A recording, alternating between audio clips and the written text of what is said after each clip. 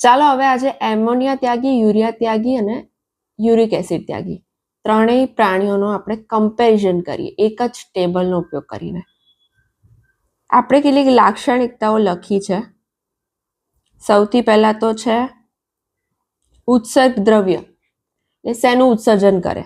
પછી શક્તિનો વપરાશ, એ બનવામાં, એમોનિયા બનવામાં, યુરિયા બનવામાં, યુરિક એસિડ બનવામાં કેટલી શક્તિનો વપરાશ થાય છે. પછી એની વિષારીતા કેટલી છે, પાણીની આવશ્યકતા કેટલી છે, પાણીની આવશ્યકતા કેટલી છે એનું ઉત્સર્જન કરવામાં, એનું મૂત્ર કેવું છે, કોન્સન્ટ્રેશન કેવું છે, અને એના ઉદાહરણ. બરાબર. સૌથી પહેલા ઉત્સર્ગ દ્રવ્યથી શરૂઆત કરીએ. તો જે એમોનિયા ત્યાગી પ્રાણી છે એ શેનું ઉત્સર્જન કરે? એમોનિયાનું.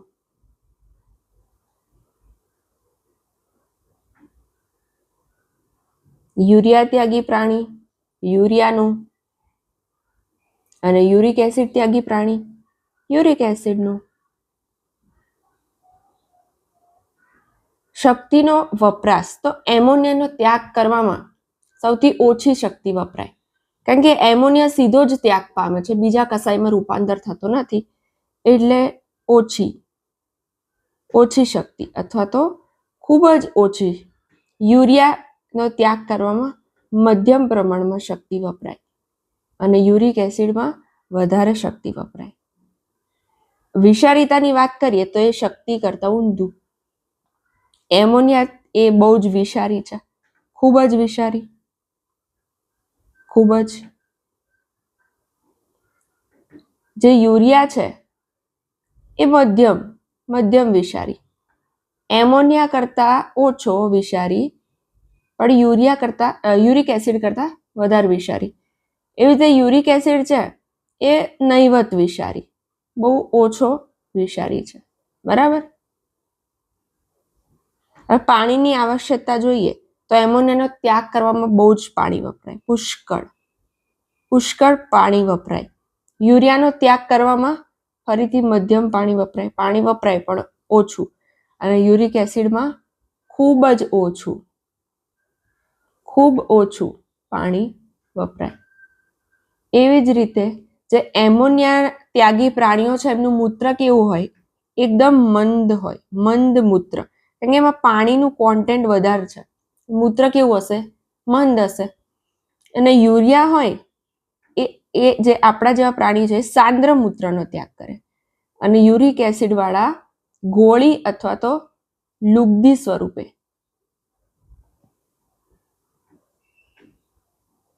બરાબર ને? અને છેલ્લે ઉદાહરણ જોઈએ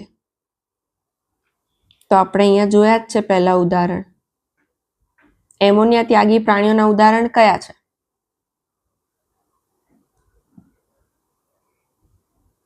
તો અસ્થિમત્સ્ય, કેટલાક કીટકો, અપૃષ્ઠવંશી, પછી ઉભયજીવીના ટેડપોલ,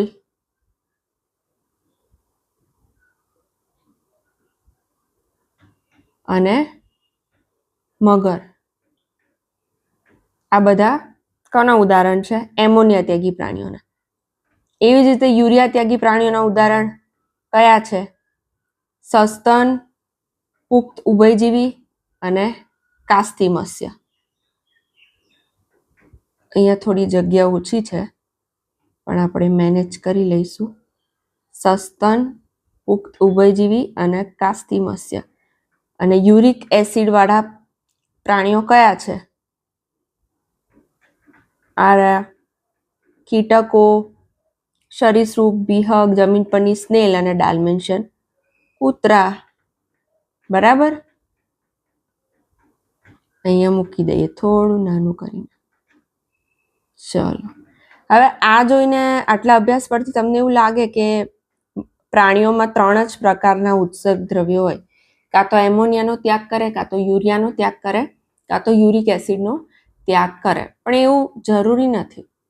કેટલાક એવા પ્રાણીઓ છે, દરેકમાં અપવાદ તો હોય જ, કે એ લોકો એમિનો એસિડનો ત્યાગ કરે, એમોનિયાનો નહીં, એમિનો એસિડનો ત્યાગ કરે, એટલે એને એમિનોટેલિઝમ કહેવાય. એમોનોટેલિઝમ નહીં, એમિનોટેલિઝમ, કારણ કે એમિનો એસિડનો ત્યાગ કરે છે. અને એ કયા પ્રાણી છે? તો કેટલાક મૃદુકાય અને કેટલાક શૂળત્વચી. ઉદાહરણ પણ આપ્યા છે, લિમ્નિયા અને યુનિયો જેવા મૃદુકાય અને એસ્ટ્રસ જેવા શૂળત્વચી. પછી કેટલાક છે જે ગ્વાનિનનો ત્યાગ કરે. શેનો ત્યાગ કરે? ગ્વાનિનનો. તો એને શું કહેવાય? વરસાદ ચાલુ છે, અવાજ નહીં આવતો ને તમને? ગ્વાનોટેલિઝમ કહેવાય. અને એ ઉદાહરણ છે કરોડિયા છે ને ગ્વાનિનનો ત્યાગ કરે. એમોનિયાનો નહીં, યુરિયાનો નહીં, યુરિક એસિડનો નહીં, એમિનો એસિડનો પણ નહીં, ગ્વાનિનનો ત્યાગ કરે. એટલે એને ગ્વાનોટેલિઝમ કહેવાય. ગ્વાનિન પણ એક એમિનો એસિડ જ છે, બરાબર કે નહીં? ચલો, હવે આ તો વાત થઈ ગઈ ઉત્સર્ગ દ્રવ્યની. એના પછી આપણે વાત કરીએ કે ઉત્સર્જન જે પ્રાણીઓ કરે છે એના માટે એમની પાસે કેવી રચનાઓ છે. આપણને ખબર છે મનુષ્યમાં આપણી પાસે મૂત્રપિંડ છે ઉત્સર્જન અંગ તરીકે, પણ બીજા બધા જે અપૃષ્ઠવંશી નીચલી કક્ષાના પ્રાણીઓ છે એમની પાસે મૂત્રપિંડ જેવી રચના નથી. એમની પાસે શું છે? એમની પાસે આદિ ઉત્સર્ગિકા છે, જેને અંગ્રેજીમાં પ્રોટોનેફ્રિડિયા કહેવાય. આપણામાં જે નેફ્રોન્સ છે ને, આપણે આગળ જોઈશું નેફ્રોનનું સ્ટ્રક્ચર, તો એમનામાં આદિ ઉત્સર્ગિકા, મતલબ નેફ્રોન કરતા થોડું કંઈક સરળ પણ એના જેવું આદિ ઉત્સર્ગિકા પ્રકારની કોઈ રચના છે, પ્રોટોનેફ્રિડિયા જેને અંગ્રેજીમાં કહેવાય. તો એ એકદમ સરળ નલિકામય રચના છે. અને એ શું કરે? તો આયનિક સંતુલન જાળવે, જલ સંતુલન જાળવે અને પ્રવાહીના કદનું પણ નિયમન કરે. હવે આ જે આદિ ઉત્સર્ગિકા છે ને એ કોનામાં છે? તો એ પ્લેનેરિયા અને રોટીફર્સ જેવા પૃથુકૃમિ સમુદાયના પ્રાણીઓમાં જ્યોતકોષ તરીકે ઓળખાતી પ્રોટોનેફ્રિડિયા અથવા તો આદિ ઉત્સર્ગિકા આવેલી છે. કોનામાં? પ્લેનેરિયા અને રોટીફર્સ જેવા પૃથુકૃમિ સમુદાયના પ્રાણીમાં. હવે એના સિવાય પણ કેટલીક બીજી રચનાઓ છે, જેમ કે અળસિયા જેવા નુપુરક સમુદાયના પ્રાણી છે, એની અંદર ઉત્સર્ગિકા છે. અને ઉત્સર્ગિકા શું કરે? તો એ નાઇટ્રોજનયુક્ત નકામા પદાર્થનો નિકાલ કરે, આયનિક સંતુલન જાળવે અને પ્રવાહીનું કદ જાળવે. એવી જ રીતે વંદા સહિતના કીટકો છે, એમાં માલપીધ્યન નલિકાઓ છે, એ પણ આવું જ કામ કરે. આવું, બરાબર? અને ઝીંગા જેવા સ્તર કવચી જે પ્રાણીઓ છે એનામાં હરિતપિંડ નામે ઓળખાતી એન્ટેનલ ગ્રંથિ, એને જ હરિતપિંડ કહેવાય, એ છે. હવે આ તમને જોડકા સ્વરૂપે પૂછાઈ શકે નીટમાં કે કયા પ્રાણીમાં કયા પ્રકારનું ઉત્સર્જન અંગ આવેલું છે. તો તમને ધારો કે પૂછાય કે અળસિયામાં અળસિયું, પછી સામે લખેલું હોય ઉત્સર્ગિકા, પછી વંદો સામે લખેલું હોય માલપીધ્યન નલિકા, ઝીંગો સામે લખેલું હોય હરિતપિંડ, અને આમાંથી કોઈ આડું અવડું કરી દીધું હોય અને પછી એવું કે આમાંથી ખોટું કયું છે, અથવા તો કોઈ એક સાચું લખ્યું, બીજા બધા ખોટા લખ્યા. તો આ તમે એક વસ્તુ યાદ રાખી લો ને તો તમને ઘણા બધા MCQ આવડી જાય. અને આપણા જેવા પૃષ્ઠવંશીઓમાં તો મૂત્રપિંડ છે એ આપણને ખબર છે જટિલ નલિકામય રચના છે. આપણામાં લગભગ એક મૂત્રપિંડની અંદર લાખો ઉત્સર્ગ એકમો આવેલા છે, જેને આપણે નેફ્રોન કહીએ છીએ. જ્યારે આપણે એની રચના જોઈશું ત્યારે ડિટેલમાં જોઈશું. હવે એક તમને માનવ ઉત્સર્જન તંત્રનો બેઝિક ખ્યાલ આપી દઉં.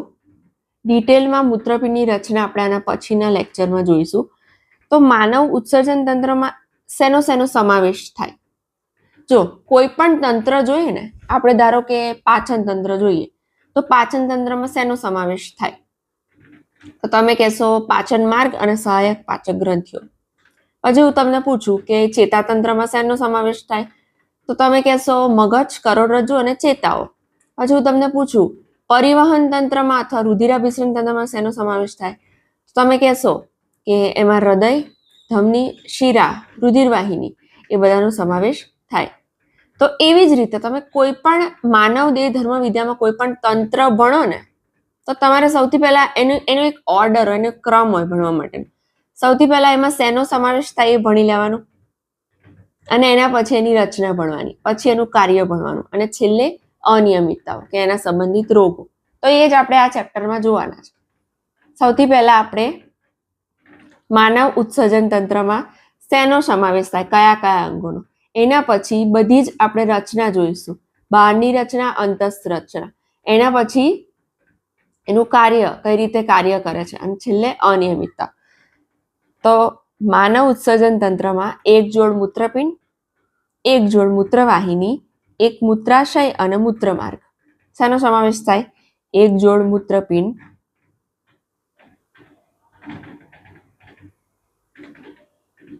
એક જોડ મૂત્રવાહિની,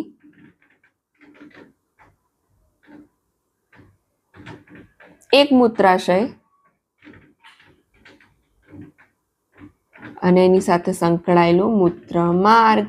ઓકે, આ છે મૂત્રપિંડ. બે મૂત્રપિંડ હોય, બરાબર, એક જોડ. એવી જ રીતે બે મૂત્રવાહિની પણ હોય, એક જોડ મૂત્રવાહિની. પછી શું હોય? મૂત્રાશય હોય, અને છેલ્લે મૂત્રમાર્ગ. બરાબર, સરસ. સૌથી પહેલા મૂત્રપિંડથી શરૂઆત કરીશું, મુખ્ય અંગ. તો મૂત્રપિંડ તમે બહારથી જુઓ, તમે કોલેજમાં જશો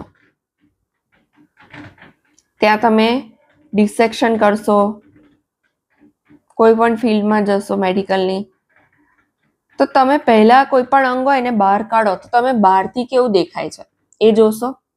તો પહેલા આપણે એ જોઈએ કે મૂત્રપિંડ તમે શરીરની બહાર કાઢો તો તમને કેવું દેખાય.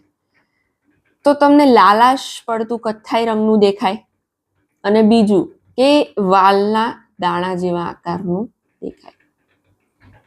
રતાશ પડતું અથવા લાલાશ પડતું કથ્થાઈ રંગનું અને વાલના દાણા જેવું દેખાય. બીજું, તમે એનું કદ માપો, તો તમને એનું કદ કેટલું મળે? તો સામાન્ય મનુષ્યમાં એનું કદ 10 થી 12 સેન્ટીમીટર લાંબુ. ધારો કે હું તમને એ દોરીને બતાવું. એક મૂત્રપિંડ છે, બરાબર. તો તમને એની લંબાઈ કેટલી મળશે? 10 થી 12 સેન્ટીમીટર.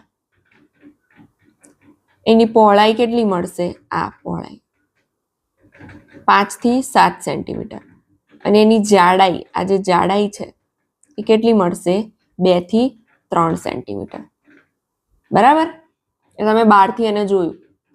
હવે એનું સ્થાન જ્યારે મનુષ્યના શરીરમાં હોય ત્યારે એનું સ્થાન ક્યાં છે એ તમને એક્ઝેક્ટ સ્થાન આપ્યું છે.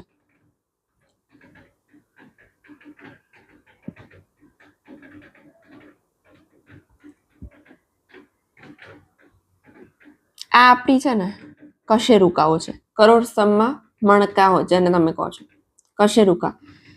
એક કશેરુકાના સ્થાનના આધારે તમને સ્થાન આપ્યું છે કે ભાઈ છેલ્લી ઉરસીય કશેરુકા અને ત્રીજી કટી કશેરુકા, એની વચ્ચે જે સમતલ રચાય ત્યાં ગોઠવાયેલું છે.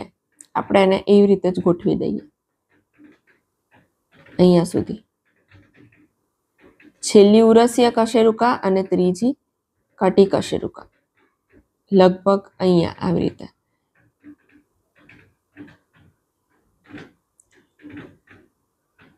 અને એમાં પણ એક વિશેષતા છે. આ ઉપર જે બે છે ને આ એડ્રિનલ ગ્રંથિ, તમને હવે ખબર જ હશે. હવે આ છેલ્લી ઉરસીય કશેરુકા અને આ ત્રીજી કટી કશેરુકા, એની વચ્ચે જે સમતલ બને એમાં ગોઠવાયેલું હોય, એ આગળની બાજુ ના હોય, પાછળની બાજુ હોય. એટલે કે તમારી પીઠ કમર તરફ હોય. મારા એક સાહેબ હતા, 8મા ધોરણમાં અમે વિજ્ઞાન ભણતા હતા, તો અમને એ સાહેબ કેવું ભણાવતા હતા કે તમારું મૂત્રપિંડ હોય ને તમારા પેટમાં હોય, પેટમાં નીચે હોય. તો ત્યારથી મને એવું જ લાગતું હતું કે મૂત્રપિંડ પેટમાં નીચે હોય. પછી જ્યારે હું 11માં આવી, જ્યારે મારા બાયોલોજીના સાહેબે મને આ બધું ભણ્યા અમે, એમણે અમને કીધું કે એ પાછળની તરફ હોય, કમરમાં હોય, પેટમાં ના હોય. તો તમારા પણ કોઈ સાહેબે તમને એવું કીધું હોય કે તમારા મનમાં એવું કોઈ મિસકન્સેપ્શન હોય કે ભાઈ કિડની પેટમાં હોય, તો પેટમાં ના હોય, કમરમાં હોય, કમરની સાઈડ. કરોડ સ્તંભ હોય ને એની આજુબાજુ કમરમાં તો જે મેં તમને સ્થાન બતાવ્યું કે છેલ્લી ઉરસ્ય અને ત્રીજી કટી કશેરુકા એની વચ્ચે આ જમણું આ ડાબું, અહીંયા મેં RL લખેલું છે. જમણું મૂત્રપિંડ હોય ને એ થોડું નીચે હોય કારણ કે ઉપરની બાજુ યકૃત છે, અને ડાબું હોય થોડું ઉપર હોય, વધારે નહીં, થોડું. હવે આપણે આ મૂત્રપિંડ ક્યાં હોય, એનો આકાર, એનો રંગ કેવું દેખાય બધું જોઈ લીધું. હવે તમે મૂત્રપિંડને જુઓ ને એની આજુબાજુ સંકળાયેલી રચનાઓ, તો એના માટે તમારે એની બે સપાટીઓ નક્કી કરવી પડે. એક છે બહિર્ગોળ સપાટી, નાનપણમાં લેન્સ ભણ્યા હશો ને, જે બહારની બાજુ ઉપસેલો હોય લેન્સ, એને શું કહેવાય? બહિર્ગોળ. અને એક છે અંતર્ગોળ સપાટી, જે ખાડા જેવી હોય અંદરની બાજુ. ધારો કે આ અમારો હાથ છે, તો આ બહિર્ગોળ સપાટી, આ ઉપરની આ બહિર્ગોળ સપાટી, અને આ અંતર્ગોળ સપાટી. અંતર્ગોળ અંદરથી ગોળ અને બહારથી ગોળ, એમ એવી રીતે. તો જે બહિર્ગોળ સપાટી છે ને એ આવી રીતે આ, અને આ મૂત્રપિંડની અંતર્ગોળ સપાટી. હવે અંતર્ગોળ સપાટી છે ને એ મહત્વની છે. એમાં કેટલીક રચનાઓ છે. સૌથી પહેલા તો એક આવી ખાંચ હોય, જે મેં પિંક કલરમાં બતાવી છે. આવા કલર અલગ અલગ ના હોય, તમને ખબર પડે એટલે બતાવી છે. લાઇટ બંધ થઈ ગઈ, ઉભા રહો 1 જ મિનિટ. ચલો, આવી રચનાઓ હોય, અલગ અલગ કલરની ના હોય, પણ તમને ખબર પડે એટલે અલગ અલગ કલરની બતાવી છે. આ ગુલાબી કલરમાં જે મેં બતાવ્યું છે ને, એક ખાંચ છે, જેને નાભી કહેવાય. અંગ્રેજીમાં એને હિલિયમ કહેવાય, પણ આપણે નાભી યાદ રાખીએ. હિલિયમ એવું કંઈક, HILUM આવું કંઈક સ્પેલિંગ છે એનો. તમને પુસ્તકમાં પણ કૌંસમાં લખ્યો છે. તો આ એક સ્ટ્રક્ચર છે, ખાંચ, જેને નાભી કહેવાય. હવે એ નાભીની અંદરથી કેટલીક રચનાઓ દાખલ થાય અથવા તો બહાર નીકળે. તો એમાંથી કઈ કઈ રચનાઓ પસાર થાય? તો એક તો રુધિરવાહિની. જો દરેક અંગને એક રુધિરવાહિની જોઈએ પોતાને, બરાબર, જેમાંથી રુધિર અંદર જાય બહાર આવે, રુધિરવાહિની. બીજું મતલબ ધમની શિરા બંને. પછી ચેતાઓ હોય, દરેક અંગને ચેતા પણ જોઈએ એના નિયમન માટે. અને ત્રીજું મૂત્રવાહિની. આ મૂત્રપિંડમાંથી જે મૂત્ર બનશે એ આગળ મૂત્રવાહિની દ્વારા જ બહાર નીકળશે ને. એટલે 3 રચનાઓ છે. અંતર્ગોળ સપાટીમાં પહેલા તો એક ખાંચ છે. એ ખાંચનું નામ શું? નાભી. સેન્ટરમાં, આપણા શરીરમાં સેન્ટરમાં શું હોય? આપણી નાભી હોય ને, એવી જ રીતે આની નાભી. અને નાભીમાં એમાંથી આ 3 સ્ટ્રક્ચર છે મેઇન: રુધિરવાહિની, ચેતા અને મૂત્રવાહિની. એ યાદ રાખજો, બરાબર. હવે આપણે આના પછીના લેક્ચરમાં મૂત્રપિંડની રચના સમજીશું. અંતસ્રચના, કે તમે મૂત્રપિંડનો છેદ લો તો તમને કેવું દેખાય. ઓકે.